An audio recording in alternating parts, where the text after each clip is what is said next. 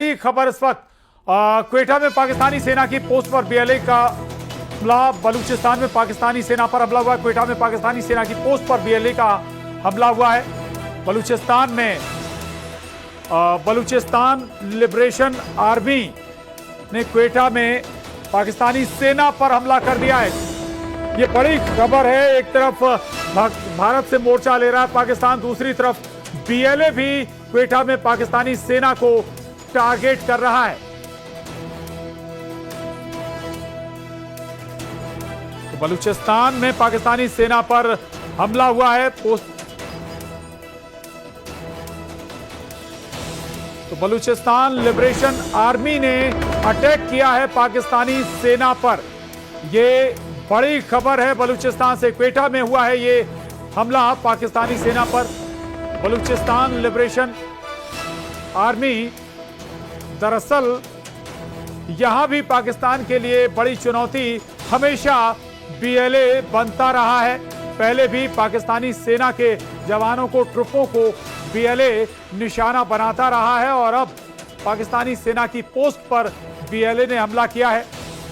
बलूचिस्तान भी पाकिस्तान की गले के पास हमेशा से बना हुआ है और अब क्वेटा में पाकिस्तानी सेना पर बीएलए का हमला। और हमारे साथ दो खास मेहमान बने हुए राजेश शाहबा जी। तो चलिए एक बार फिर बता दें, दरअसल क्वेटा में परेशानी में आ गया पाकिस्तान। बलूचिस्तान में क्वेटा में बीएलए ने पाकिस्तानी सेना पर हमला बोला है। बलूचिस्तान में पाकिस्तानी सेना पर यह हमला, क्वेटा में पाकिस्तानी सेना की पोस्ट को बीएलए दिया है। और ऑपरेशन सिंदूर जो उसका बदला यहां पर जिस तरीके से प्लान वे में कूटनीतिक तरीके से कोऑर्डिनेशन के साथ यहां पर लिया गया है, वो अपने आप में बता रहा है कि हमने पाकिस्तान के साथ ऑपरेशन सिंदूर के साथ साथ एक पहलगाम का जो हिसाब करना था वो हिसाब यहां पर किया है। निश्चित रूप से। और जिस बात का जिक्र अभी अनुपम हमारे सहयोगी कर रहे थे, देखिए एक अनप्रेसिडेंटेड सिचुएशन है। राजधानी दिल्ली, पंजाब और वो इलाके जो सीमा के बाद भारी संख्या में रहने वाले लोगों के रिहायशी इलाकों की यदि बात करें तो दिल्ली जैसे क्षेत्रों तक इसका असर देखने को मिला था। असर वो ये, क्योंकि एक अनप्रेसिडेंटेड सिचुएशन में हम हैं तो किसी भी तरह की गैदरिंग ना हो। अनुपम, हमने देखा था कि इंडिया गेट पर जो लोग शाम को चहलकदमी करने के लिए आते हैं, आइसक्रीम का आनंद लेने के लिए आते हैं, वो लोग भी वापस भेजे गए थे। 10:30-11 बजे के आसपास उन्हें भी वापस जाने के लिए कह दिया गया था। और इससे पैनिक की सिचुएशन ना हो, इसके लिए हम अपने दर्शकों को ये बता दें कि ये एक अनप्रेसिडेंटेड सिचुएशन की वजह से किया गया था, क्योंकि आपकी भीड़ में आपके बीच कौन आस्तीन का सांप घूम रहा आपको भी नहीं पता। कोई आप पर हमला कर दे या कोई इस तरह की खींच मिटाने की कोशिश करे, क्योंकि बिल्ली जब खिसियाती है तो खंबा नोचने की कोशिश करती ही है। और यही अब पाकिस्तान ने अनुपम आज तक किया है। चाहे वो उरी के उस हमले की बात करें जो सोते हुए सैनिकों पर हमला किया गया था, बस में ट्रैवल कर रहे कॉन्वॉय पर जो एक पाकिस्तान की नाजायज औलाद जो भारत में आकर के उसने वाहन में खुद को बम से उड़ा दिया था, वो हमारे वीर सपूतों की शहादत का वो दिन हमें आज भी याद है। और फिर जो पहलगाम में हुआ जिसका जिक्र अभी अनुपम ने किया, वो पहलगाम जो शायद भारत तो कभी नहीं भूलेगा लेकिन अब पाकिस्तान भी नहीं भूलेगा। और वो आतंकी जो किसी नशे में थे या किसी गुमान में थे, वो सारा गुमान चूर चूर हो गया है, नेस्तनाबूत हो गया है।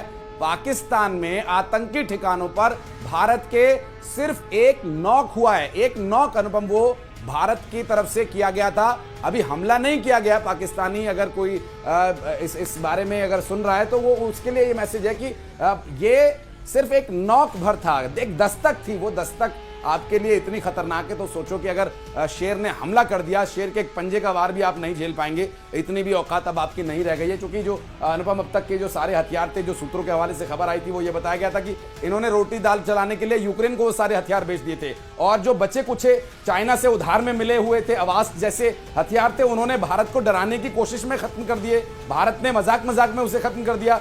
अब पाकिस्तान के पास कटोरा बचा है और आवाज लगाना बाकी है कि कुछ दे, ऊपर वाले के नाम पे भले दे, लेकिन कुछ दे हमें। अब वो अमेरिका से लेने की स्थिति में नहीं रह गया, क्योंकि F-16, F-17 उसके जो उधार में दिए हुए थे वो प्लेन थे, वो भी भारत के रिटेलिएशन के दौरान पूरी तरह से नेस्तो नाबूद तबाह बर्बाद हो चुके हैं। और पाकिस्तान को मुझे लगता है कि अब मैसेज आ गया होगा था अमेरिका की तरफ से कि ये जो प्लेन हमने आपको उड़ाने के लिए दिया था आपने तो गिरा दिया।